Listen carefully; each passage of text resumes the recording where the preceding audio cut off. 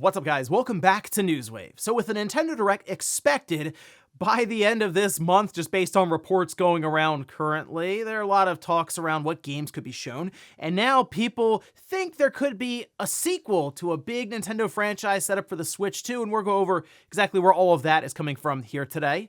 Also, we are going to be talking about Sony in the courtroom as they've been rejected for their settlement around the PlayStation Store and how, well, there's not many other places to buy digital PlayStation games at all, technically. And then we'll also be taking a look at what Ubisoft had to say about microtransactions in their single-player games, and you know that's going to be good. All of that and more. Guys, if you enjoy these videos, make sure you hit that like button. Helps out a ton. And if you're new here to the Spawnwave channel, make sure you subscribe down below. And of course, members for the channel do get Newswave early. If you would like to learn more about that, click the join button or link in the description down below. Otherwise, though, hey, we're here every weekday morning, 8 a.m. Eastern time. So if you're trying to keep up to date on all the gaming news that's constantly happening, constantly flowing, check us out here each weekday morning. Though we're going to start today with Microsoft, their Xbox, and movies and TV shows, because they've just, out of nowhere, this was at the end of last week, pretty much cut it out completely. This we can see posted over on The Verge, where they say Microsoft suddenly cut its movies and TV store on Xbox consoles and Windows PC.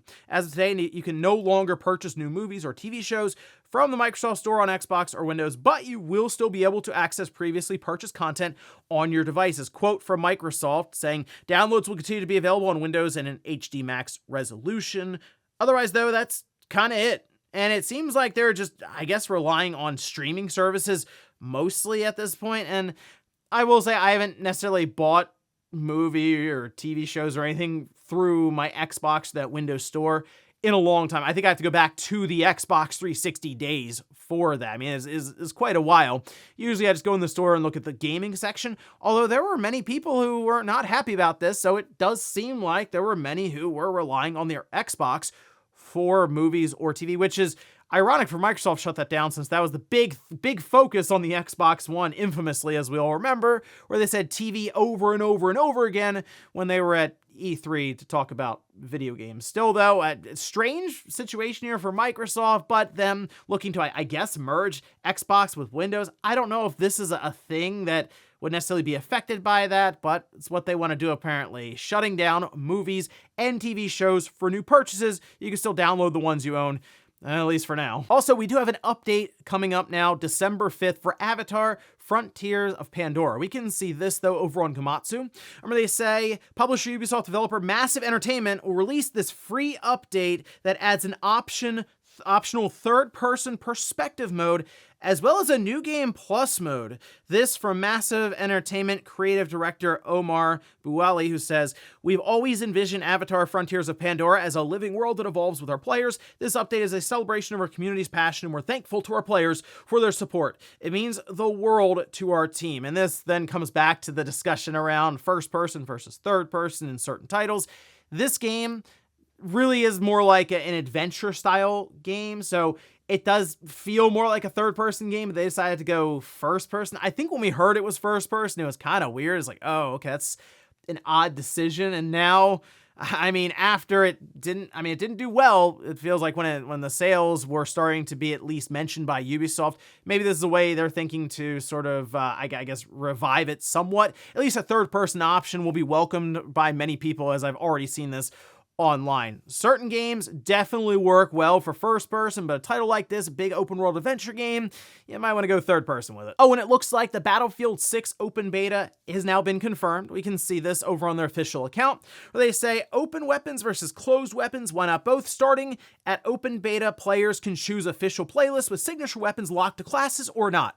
More to come. So we're currently waiting for, I guess, the date and everything that they want to set up here at the times. But the idea being you have locked weapons or open weapons. So if you have a certain class, you would expect that to have weapons that are specific to it, or your weapons and classes are separate. You can change them, interchange them as much as you want. I mean, the old Battlefield days, I remember you would have a class that then had specific weapons for it, and that's just kind of how I think of Battlefield.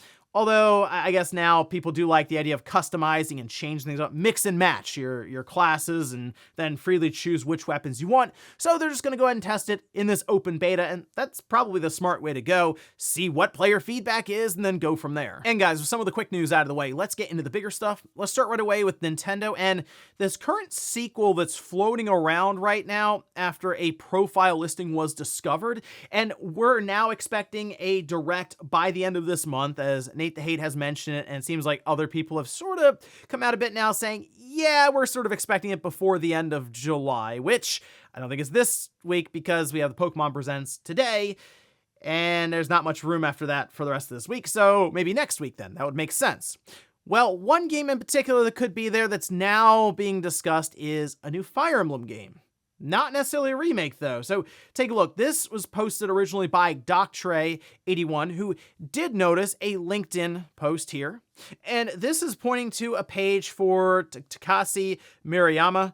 And they've been very active in just like the gaming industry in general. I mean, they've worked at like Sega. We have one for Psy Games and others, Square Enix. But their latest one was from January to April of 2025. So 4 months. And they say in the description of what they did, well, they're doing 3D character modeling, but the sequel of Nintendo's SRPG, or strategy RPG, a tactical role-playing game, on Switch 2. So naturally, the first game people are thinking of is, oh, Fire Emblem. And if I had to take a guess here, yeah, that would most likely be it. The only thing that's kind of throwing me off about this, and I'm not alone, at least for this thought, is you feel like it'd be Intelligent Systems who would be doing the hire or the contract workers. I mean, it was 4 months for doing some 3D character modeling. So that's the thing that's kind of throwing me off a little bit here. It's not necessarily Nintendo, although Nintendo could help out. It's not like impossible. This was done in Tokyo, Japan. They have it right here for the site of the contract and everything. That's the only thing where I'm like, little hesitation. But I mean, look, Nintendo has been pretty consistent with Intelligent Systems for these different Fire Emblem games. We've heard that they have some that were kind of just sitting around. There's this remake that's out there right now that may already be done, and they've been holding it back.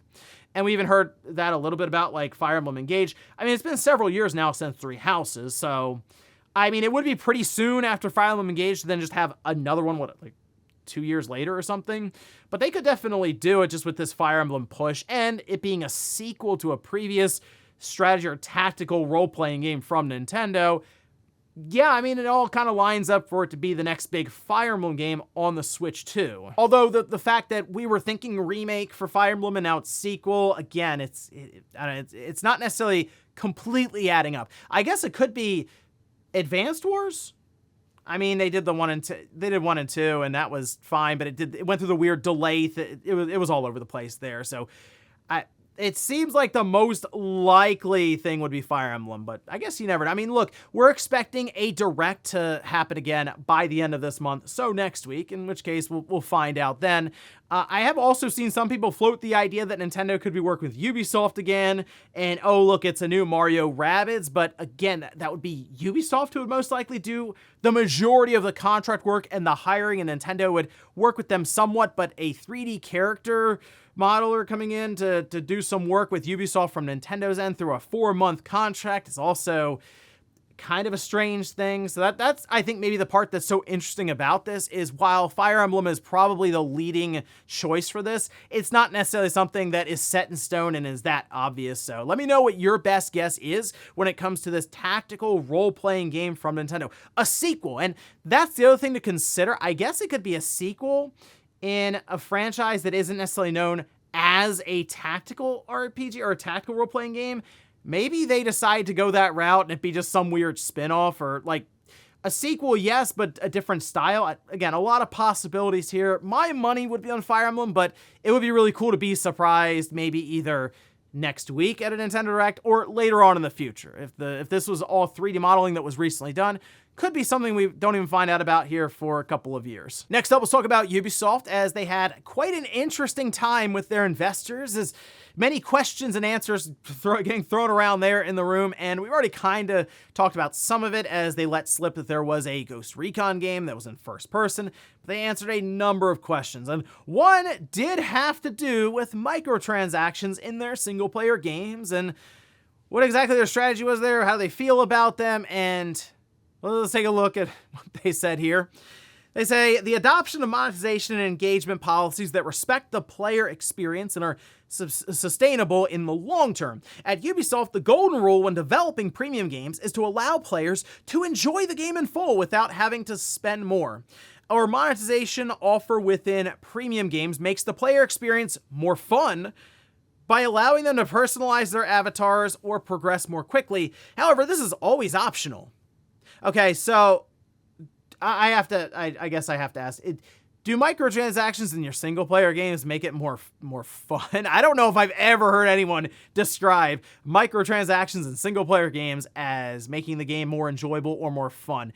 I guess if you don't mind buying all the stuff up and all of a sudden you just have God mode on and you're destroying everything, maybe then it's more fun, but also you might look back and go, wow, I actually spent another $40 or $50 to make this happen on top of the full price for the game. So there's naturally going to be at least a little bit of reflection or a little bit of regret. You know, back in the day, these microtransactions, they say for improving experience, making it more fun, or even customization for your avatar, those were just unlockables. If you go back and remember Marvel vs. Capcom 2 on the Dreamcast, there was a shop you would go in constantly. It would always update and change, and you use the points that you got for playing through the single player to not only get different outfits for your characters, different color variations, but also just new characters. Now, like, the fighting game genre is I mean, I guess worse than Ubisoft when it comes to microtransactions, yes. But the other thing when it comes to experience boosters, which is something people always bring up, or just additional currency, those used to be cheat codes. And cheat codes have just gone away completely now. We have had the added benefit of the always connected online kind of thing with our environments for our systems now. Be able to at least push fixes for games, because before you'd have to send the disc in and get a new one back, and that was a whole thing. So at least there's an ability to push a hot fix easily. But at the same time, Double-Edged Sword also brought in things like microtransactions and basically gotten rid of cheat codes that would legitimately make these single-player games more fun. Not necessarily microtransaction fun, of course, but it would make it more fun. You do all kinds of stuff in Grand Theft Auto 3, get the big Rhino tank, and just roll through the city destroying everything. Those were the good days. Now it's like, hold on, how much money is it to make sure the experience rate is how it should have been from the beginning? Oh, $10 more. Next up, let's talk about a class action lawsuit that Sony is currently facing around their policies for the PlayStation Store. So, if you haven't noticed, when you go into a retail store, go to Walmart, Best Buy, Target, whoever sells the cards for different currency on any of the 3 platform holder stores, you'll notice that Nintendo and Microsoft also have game cards next to their currency. As in, you can buy a game there, you go home with it, you scratch it off, and then you put the code in, you get the game. Not currency to buy the game itself. Sony does not do that. They cut that out 5 or 6 years ago now. It's been a while.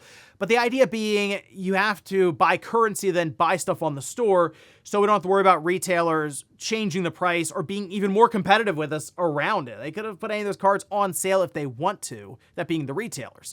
Well, Sony is currently facing a number of lawsuits. One class action, though, in California is pressing them on this matter, and Sony tried to kind of pull a fast one here, and we'll go over exactly why that is, which we can see this posted. This is over on The Gamer. It says, a judge of the U.S. District Court, Northern District of California, denied the settlement that Sony had sort of proposed here via electronic coupons. Okay, so electronic coupons as in they would credit your account. As reported by Reuters, the proposed settlement would have provided impacted gamers $7.8 million in electronic credits. Those credits would have gone to millions of users that have been impacted. So it's not $7.8 million in electronic credits per person. No, you take that lump sum and then you spread it across millions of users that have been impacted. All right, how much money would you have maybe gotten? We'll get to that in a second. However, it was rejected on the basis that it has a coupon settlement that is generally unfavored by the courts. Any renewed motion for preliminary approval must address the proprietary of such settlement coupons and whether the value and structure of the settlement remain defensible. The ruling read in part. So, how much money, maybe if you were affected, would you have gotten, I guess, deposited into your online account with PlayStation? Tweak down to the math for us. It was noted that there are roughly 4.4 million users impacted by the current suit.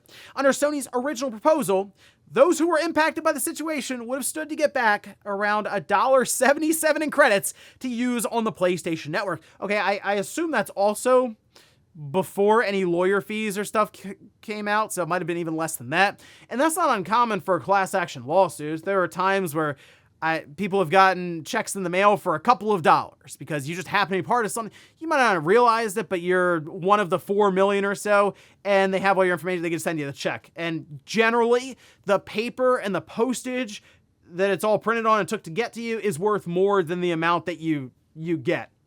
So in a way, you may not even go and deposit or do anything with the check at that point.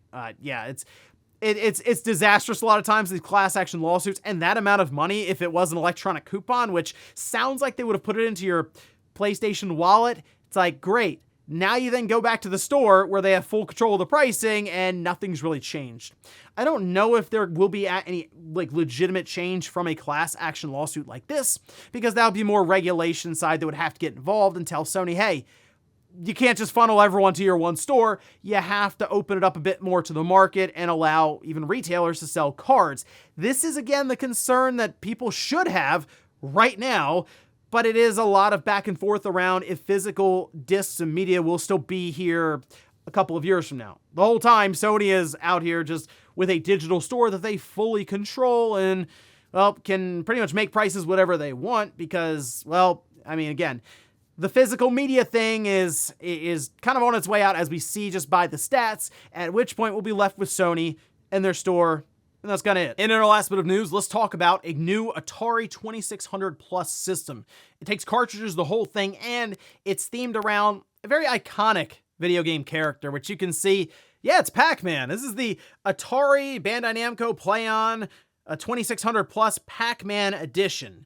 They say it's in tribute to the original video game romance that brought Pac-Man to home consoles for the first time on the Atari 2600, which was a terrible version of the game, but still, I guess they want to celebrate it here. Anyway, it's the 2600 Plus Pac-Man edition, which, as you can see, the color scheme naturally geared towards that Pac-Man yellow. They'll say it features illuminated character icons across the front. The retail pack also includes the Pac-Man double feature software cartridge and the Pac-Man CX40 wireless joystick. It's the yellow joystick you can see. They do have other variations of this joystick, which are themed after the different ghosts. So you have a blue, a pink, an orange, a red, which again plays into the idea of Pac-Man on the Atari. The double pack, though, while it has that original 2600 version that wasn't very good, it does have the 7800 version, which is much better. So it's $130. They're looking to have this thing out worldwide October 31st. And it does still play actual Atari cartridges for the 2600 and the 7800. So if maybe you wanted to get into Atari collecting, this HDMI out the whole thing, it seems like a fine enough system there. And it's not new. They've had this up on their storefront for a little while now at that $130 mark. This would just be maybe just more fun for Pac-Man fans in general. Also coming with that double pack that apparently they're going to launch separately as well. So if you already have, I guess, either this or an Atari system you could use it on, that will become available at a later date. Just something fun I thought I'd throw in here for the show, because it's not often you get to talk about a new Atari 2600, certainly not one that's themed after Pac-Man. And before we go to the comment of the day, we'll take a look at the poll that I posted up yesterday, where I ask, will a big new Pokemon game be announced for Switch or Switch 2 during the Pokemon Presents? 68% just say no, 32% though say yes. I do see a lot of people asking something NSO related. And every time, we do this every time, guys. We going into this Pokemon Presents, people are posting up images of Pokemon Red and Blue on NSO or Yellow or any of the Game Boy Advance ones. Like, come on, Pokemon Company. It never happens. So I usually have for these Pokemon Presents, because I'm not I mean, I like the Pokemon stuff from the video game side, and a lot of that does come down to the nostalgia of really kind of growing up with it. Back, again, being around in the early days of Pokemon in the US, it was just mayhem. It was incredible timing. It was great. And that's really what's kind of had me stick with the franchise, but not necessarily into the cards or as much of the merchandise. That's the stuff I've kind of left behind more and more as I've gone along. But video games, yes, it'd be great if they had something really big here, although I'm assuming it's going to be mostly Legends ZA that gets more of a showing. Although it'd be cool if they had some kind of surprise there. Or hey, yeah, NSO stuff. I mean, they do have to tell us about either Coliseum or Gale of Darkness, so maybe that's possible along with ZA. I guess we'll find out here in about an hour or so after this goes live. And we'll finish up with the comment of the day as you're seeing here. This is from Greed, who says it's a very dangerous thing for a payment processor to have so much say in what people can buy. Steam allowed the games and they aren't illegal. Why should it matter to them beyond that? It's fine to not like certain types of content, just don't buy it. But do not take it from those that do buy it. Yeah, this is the thing that's really funny to me, because I don't know if anyone out there, some of you think I'm incorrect here, if anyone out there would buy a content that they disagree with or see it, right?